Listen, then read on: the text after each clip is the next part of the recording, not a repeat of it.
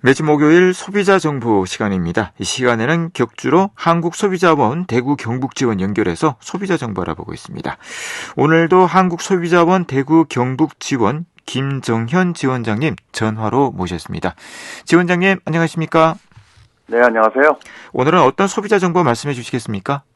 네, 요즘 온라인을 통해서 해외 거래가 매년 증가하고 있고요. 특히 중국의 온라인 플랫폼 같은 경우에는 국내 시장에서 순위권 안에 들고 있다는 뉴스를 많이 보셨을 텐데요.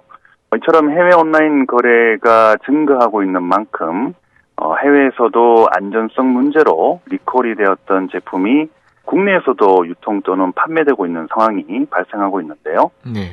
오늘은 지난 한 해 동안의 해외 리콜 제품이 국내에서 유통되는 현황을 모니터링한 내용에 대해서 말씀을 드리고자 합니다. 네. 먼저 연도별로 해외 직구 금액은 어느 정도 늘고 있고요. 작년에 한국소비자원에서 조치한 건수는 어느 정도 됩니까?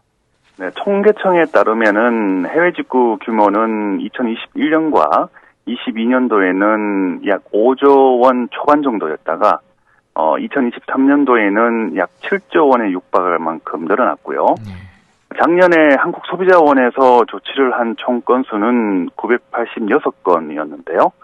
세부적으로 보면은 해외 리콜 제품에 대해서 그 유통을 1차로 차단한 건수는 473건이었고, 그 차단 경로를 피해서 재유통되는 것을 다시 한 번 더 차단한 건수는 513건이었습니다.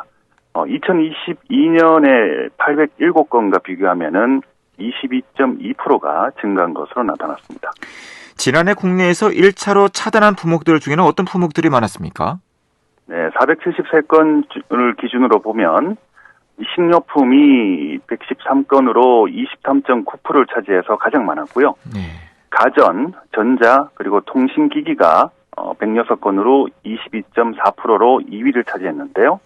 음식료품과의 차이는 7건으로 1.5% 정도밖에 차이가 나지 않았었고요. 그 다음으로는 아동 유아용품이 70건으로 14.8%의 순으로 나타났습니다. 네. 상위 3개 품목의 순위를 말씀해 주셨는데요. 각 품목별로 세부적인 리콜 사유가 궁금합니다. 어떤 것이 있겠습니까? 네, 먼저 1위를 차지한 음식료품을 보면 유해 물질이나 알러지 유발 성분의 함유로 인해서 리콜된 사례가 79건으로 69.9%를 차지했었고요. 그리고 이물질 함유가 18건으로 15.9%, 그리고 부패나 변질이 3건으로 그 뒤를 이었는데요. 특히 유해 물질이나 알러지 유발 성분이 함유가 돼서 리콜된 음식료품 중에서는 대두나 땅콩, 우유나 밀 등의 주요 성분이 라벨의 표시조차 되지 않은 경우도 24건이나 포함이 됐었습니다. 가전, 전자, 통신기기는 어떤 사유로 리콜이 많이 됐습니까? 네, 정기적인 기준이 부적합한 경우가 40건으로 37.7%를 차지해서 가장 많았었고요. 제조 불량에 따른 고장이 25건으로 23.6%, 과열이나 발열되는 경우, 그리고 불꽃이 발생하는 경우가 17건으로 16%를 차지했었는데요. 특히 정기적인 요인으로 리콜된 제품 중에서는 전기가 통하지 않게 하는 그 절연이나 접지 기능이 미흡해서 감전 위험이 있는 제품이 13건이나 됐습니다. 네. 마지막으로 세 번째로 많았던 아동 유아용품은 어땠습니까? 부품이 탈락되거나 삼킴이나 질식 위험으로 리콜된 건수가 25건으로 35.7%를 차지해서 가장 많았고요. 유해 물질 함유가 19건으로 27.1%의 순이었는데요. 아동 유아용품 중에서는 떨어진 소형 부품을 우리 아이들이 삼킬 경우에 질식 위험이 상당히 크기 때문에 주의를 하시는 게 좋겠습니다. 네. 국가별로는 어떤 국가의 제조품이 가장 많이 적발이 됐습니까? 네, 해외 리콜 제품 413건 중에 제조국 정보가 확인되는 219건을 분석해봤는데요. 중국 제품이 138건으로 63%를 차지해서 가장 많았고요. 그 다음으로는 미국 제품이 13건으로 5.9%로 그 뒤를 이었습니다.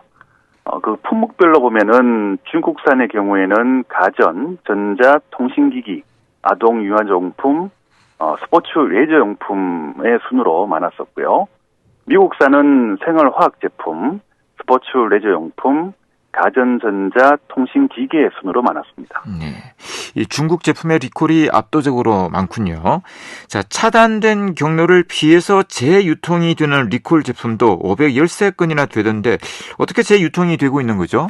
네, 오픈마켓의 구매 대행이나 전문 구매 대행 사이트를 통하는 경우가 많았고요.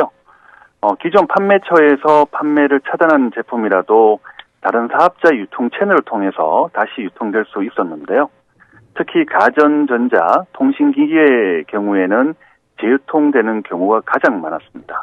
그렇기 때문에 소비자분들께서는 소비자24의 해외 리콜 정보나 저희 한국소비자원의 소비자 위해 감시 시스템에 해외 리콜 수집 정보를 확인하신 후에 구입하시는 게 좋겠습니다. 네. 오늘도 유익한 소비자 정보 잘 들었습니다. 네, 고맙습니다. 네, 고맙습니다. 네, 지금까지 한국소비자원 대구 경북지원 김정현 지원장이었습니다. 계속